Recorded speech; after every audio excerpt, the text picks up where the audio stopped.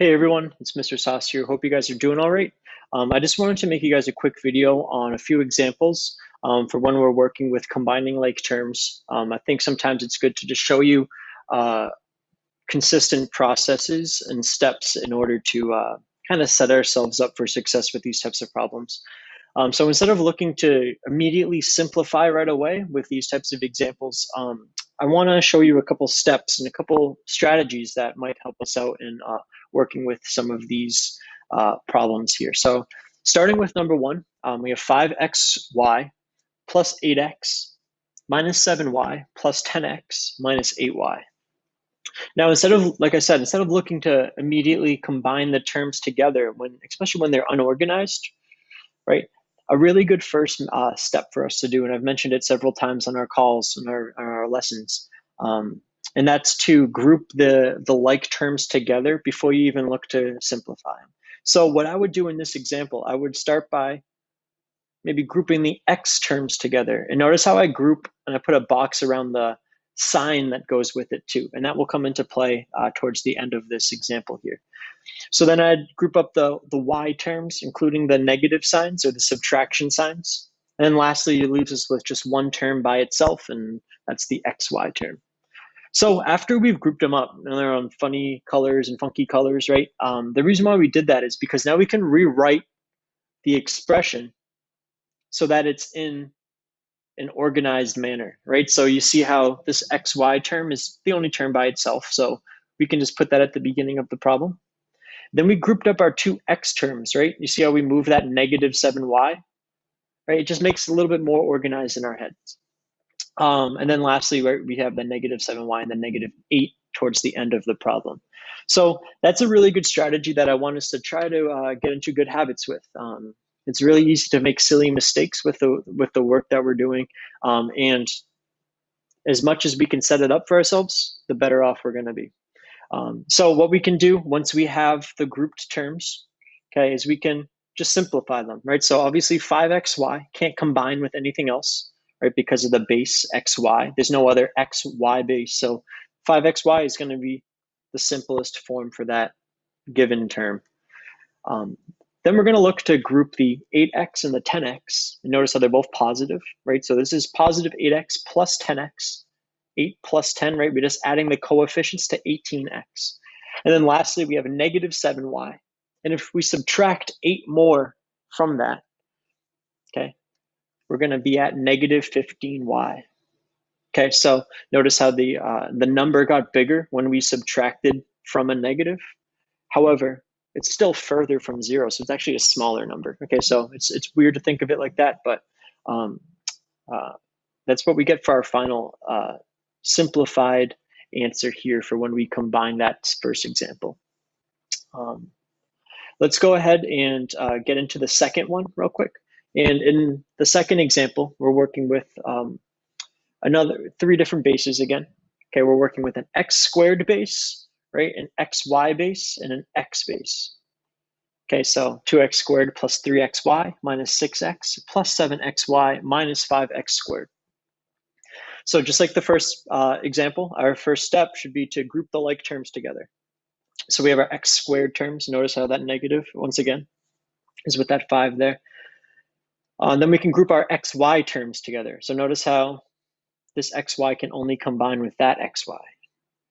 Okay, this one's obviously squared and it's missing a y base or y variable. And then this one is just missing a y variable here. Which leaves us with just one last term again left over, which is the regular x variable. Okay, so just like our first example too, we're going to rewrite the terms in an organized manner, right? So we have 2x squared minus 5x squared. Then we have 3xy plus 7xy. And then we have just our negative 6x there. Last step, right, we're just going to look to evaluate and simplify the like terms. Okay, so 2, right, just focusing on the coefficients or the numbers in front there, right? 2 minus 5 gets us to a negative 3.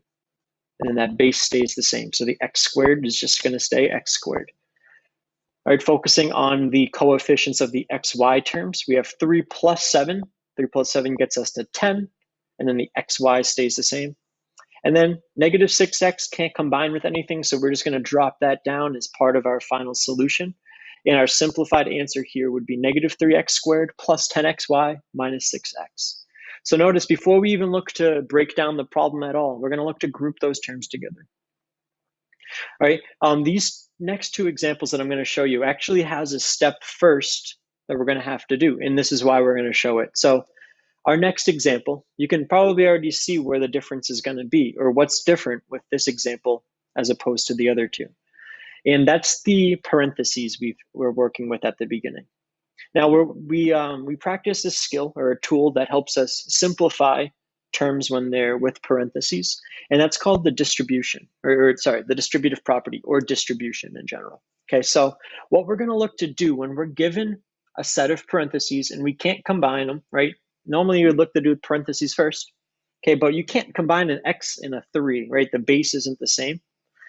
So what we're going to have to do in order to simplify it first is we're going to have to do the distributive property, okay? And that is just, once again, we're going to take that outside term, so negative 2, and we're going to multiply it to both of the terms inside of the parenthesis. So we're going to multiply negative 2 by x, and then negative 2 by a positive 3.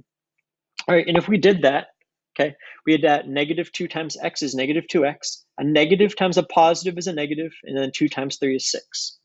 All right, so all of this right here is our simplified version of the parentheses up above. And all we're doing for the rest of these terms right now, taking it step by step, is just dropping them down, right? So 5 plus 5x squared minus 7x plus 10. They haven't changed at all. We haven't done anything with them. But now, right, this expression is very similar to one that we were working with at the top, right? So we can actually take a step right now to look to group these terms together in terms of based on their like terms. Okay, so we have negative 2x and then a minus 7x. Notice how the x base, right? They're both to the power of 1, and that invisible 1, but we don't need to write that in there. Okay, secondly, we're going to look to group the constant terms. Okay, so there's two constants or regular numbers here. We have a negative 6 and a positive 10. And then lastly, it leaves us with one x squared base term, 5x squared. All right, so just as we did above, we're going to rewrite the order. And you might notice that I wrote the 5x squared first. This is actually called standard form. So you always start with the greater exponent first and then work your way down, right? So this exponent obviously is 2x squared. This one, as we just mentioned a second ago, is an invisible 1. So we'll make a more of a focus on writing in standard form as we get on with this this year. However, that's why, if you're wondering, why I put the purple term first. All right, so we have 5x squared minus 2x minus 7x, and then our two constants at the end, minus 6 plus 10. All right, so just simplifying each of the expressions, right? Obviously 5x squared, it's by itself, so it stays the same. Negative 2x minus 7x, right? So we focus on the coefficients, negative 2, and then subtracting 7 more from it will get us to negative 9. And that x stays the same as the base. Lastly, negative 6 plus 10, right? It's going to bring us to a positive 4 or plus 4, leaving us with our final answer, 5x squared minus 9x plus 4. Last example that we have, very similar to number 3. However, this time, right, we have two parentheses, two sets here that we're going to have to look to simplify. And there's nothing different other than we have to do distribution twice here, right? So if we were to distribute twice, okay, I just took it to the next step too here, right? We have negative, right? And just focus on this real quick. We'll go back one step. This negative sign that's on the outside of this parenthesis, it actually is a number, right? And we've talked about this in class, but it's really negative 1. Okay, we don't need the 1 in algebra, right? If there's a variable that stands by itself, right? We know there's a 1 in front of it. Same thing if there's just a negative sign with parentheses. Okay, we know that there's some sort of value some sort of number in order to give it value, right? It can't be 0, or anything times 0 is 0, so this would just cancel it out. So it's got to be that placeholder that we were talking about in class, and that's either 1 or negative 1. So when you're working with a negative sign, it's really negative 1. Okay, just a little reminder for us. But if we were to distribute both of these, right, negative 1 times x is negative x, or negative 1x. You're not going to see a 1 written in front of it, though. So just want you to get used to seeing it like that. And then a negative 1 times a positive 4, right? Negative times positive is a negative.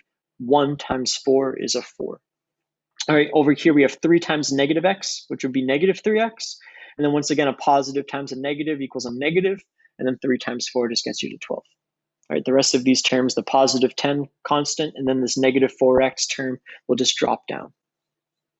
Taking it the next step, right, we're going to group our x base terms together, right? So we have negative x minus 3x minus 4x. And then we just have constants. So there's only 2 sets of terms here. So it's the x base terms and the constants, or the regular numbers. All right, so we have negative 4 minus 12 plus 10. All right, so just like we did in the other 3 examples, we're going to rewrite the expression so that it's in order and it's organized for us. So we have negative x minus 3x minus 4x at the beginning, and then negative 4 minus 12 plus 10 at the end of the expression. Lastly, we're just going to group the like terms together by combining them, right? So negative 1 minus 3 is negative 4. Negative 4 minus 4 more is negative 8. And then the x base just stays the same. And then lastly, on the constants with the numbers, right? We have negative 4 minus 12. Okay, so just remember the number is going to get a little bigger, but the value is going to be smaller, right? So 4 plus 12 is 16, but we're really going away from the negative, or sorry, we're getting away from the 0, so it's going to make it negative, right? It's an even bigger negative, right? So it's negative 16. And then if we go 10 back into the direction towards 0, right? If we add 10 to negative 16, we'd be at negative 6. So our final answer for this simplified problem here for number 4 would be negative 8x minus 6. So real quick, just a little recap. Okay, it's always good to set yourself up for success, especially when we're working with math expressions and equations.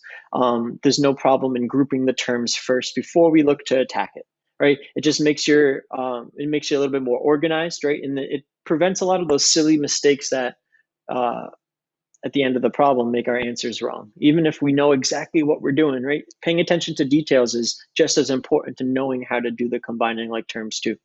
And then the second thing I just want to reiterate, right? If we have distribution, we have to do that first, right? We have to get rid of the distribution to make it into just a regular line of terms, right? We don't want to have any parentheses afterwards.